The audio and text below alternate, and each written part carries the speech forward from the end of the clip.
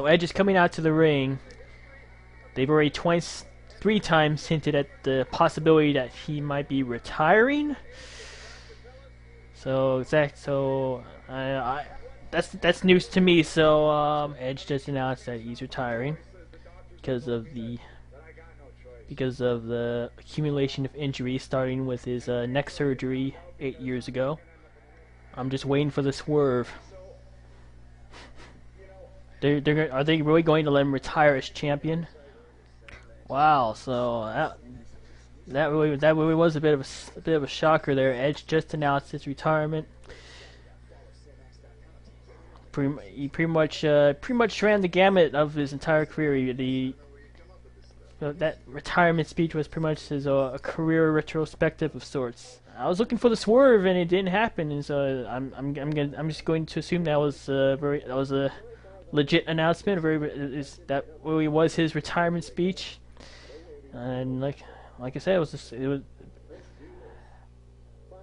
And I don't really follow wrestling news on the internet that much anymore. I would prefer to be more genuinely surprised, and that really was a bit of a surprise. So The Miz finally makes his appearance on Raw. WWE Champion The Miz finally makes an appearance at the 10:30 mark, Eastern Pacific Time, mind you. Will Dolph Ziggler be the #1 contender?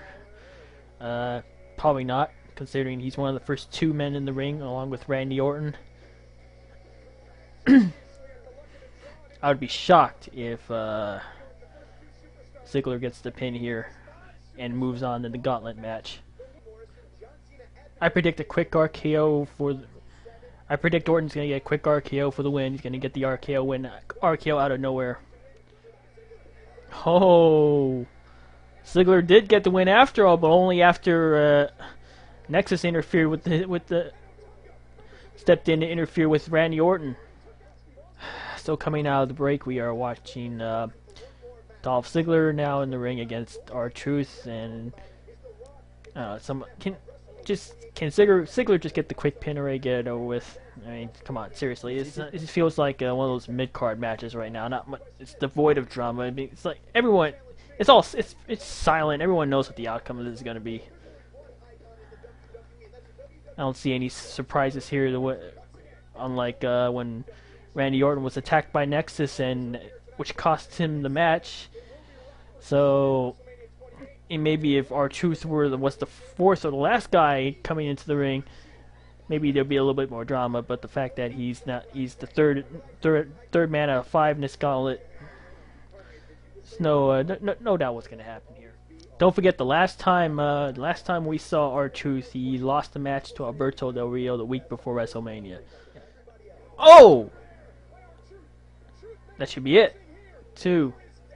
Oh my God! A finisher out of nowhere from R-Truth. Oh my God! That's the surprise I was looking for when with Orton and Ziggler. We got it here with the R-Truth finishing off Ziggler with a surprise move. Just when you thought the WWE ran out of surprises, that was a pretty good one. I'm kind of surprised they didn't put Cena as one of the first two. So obviously Cena does have an advantage going up against when he goes up against the winner of Morrison versus R-Truth. But then again, I thought Orton was going to beat Ziggler, and I thought Ziggler was going to beat R-Truth. So who knows? Who knows what's going to happen? WWE has established they've established the theme here of surprises. And you've got Morrison and R-Truth, two guys who I never thought would be wrestling this late in the night in this 5-man gauntlet.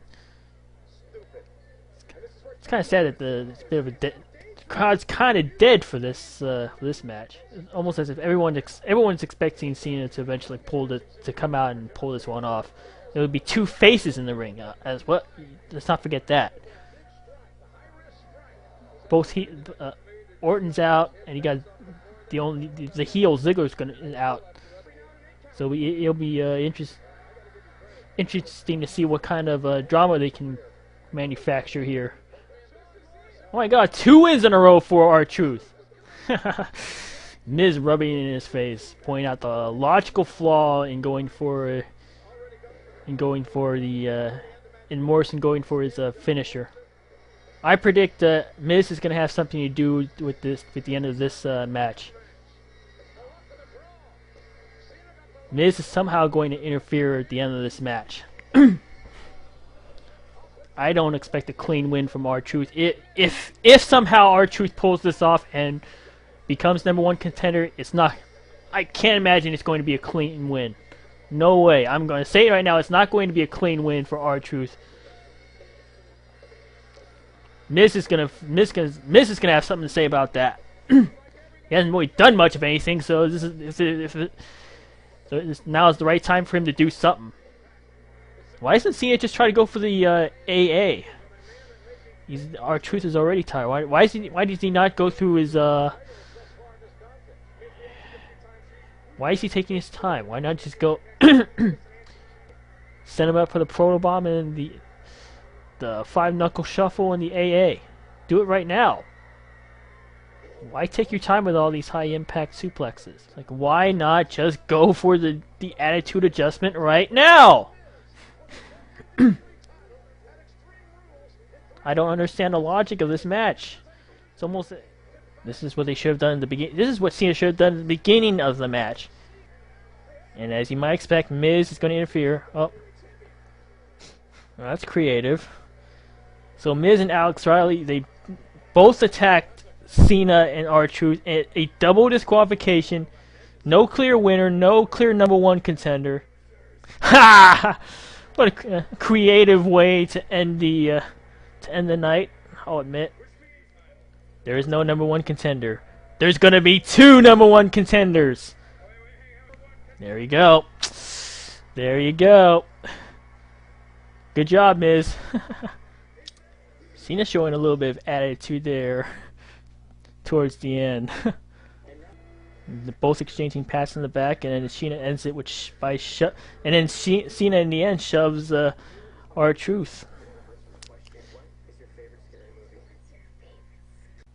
Tonight's episode of Raw was very, very entertaining, and it is a huge, huge step up from last week's episode with new storylines, new characters, new plot twists, new surprises, and that was the thing that frustrated me last week. That was the big problem that I had with last week's episode, was the fact that we really did not see any of that other than the huge announcement at the end of the show, the fact that The Rock and Cena are going to square off at WrestleMania 28.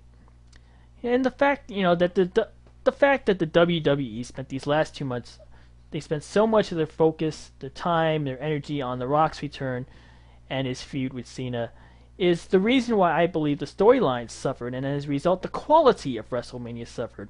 When you only have 1 or 2 things going on that people really care about.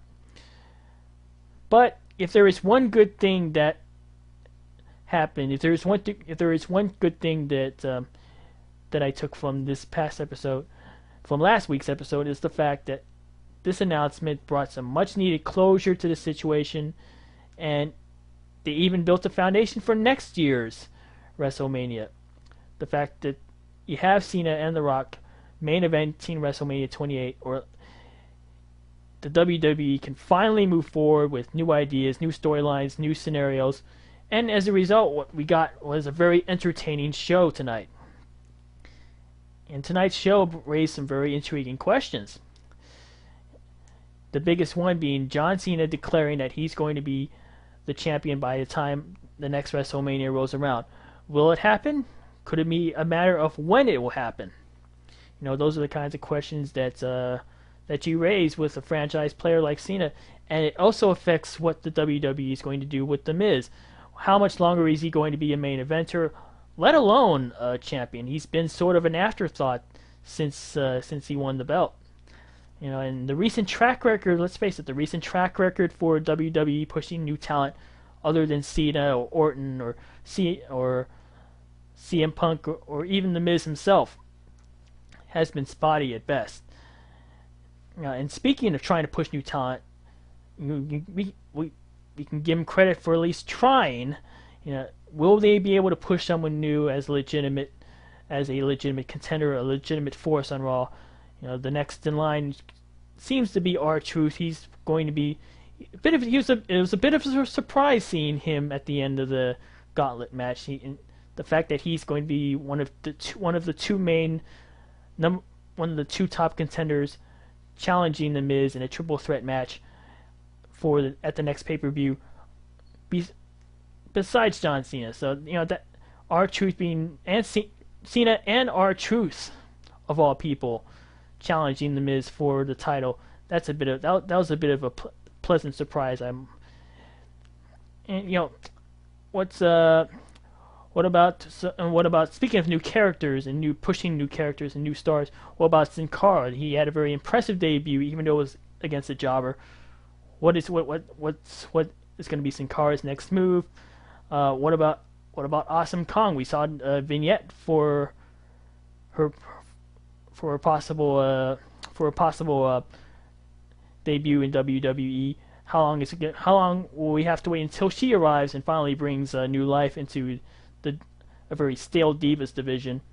And even the clunkers, I would say even some of the clunkers of tonight's episode, mostly Michael Cole versus Jerry Lawler. It raised some very interesting questions. Mostly, how much longer are they going to drag out the feud? Will it finally end at Extreme Rules? How much further will the WWE bury Jack Swagger in the core? Will the core be able to emerge from their current predicament? Will they be better off? Will they somehow be better off because of it? And last but not least, the question of Edge's surprise retirement. Is this really going to be his last Raw? They did show a promo towards the end of the show. The promo of Edge surrendering his World Heavyweight Championship belt on SmackDown. Is there going to be anything else to it, or is this really going to be his last Raw? And it's finally a very good reason to tune into SmackDown finally to see what happens with Edge. Overall, as I said, it's a very entertaining episode. It's the most entertained, most intriguing, most interesting Raw that I've watched in a very long time. Even more interesting than any of the past episodes involving The Rock. The fact that there's more than one thing going on, that's for me. That's when I'm entertained the most. When you have all this talent that you can use to carry a 2-hour show, to carry a promotion. That's when WWE shows are at its most entertaining, when you can utilize all of your talent. So thanks again for watching, and this has been a Sparks Drink production, and this has been another episode of Raw Live Commentaries, and hope to see you all again next week. Peace out.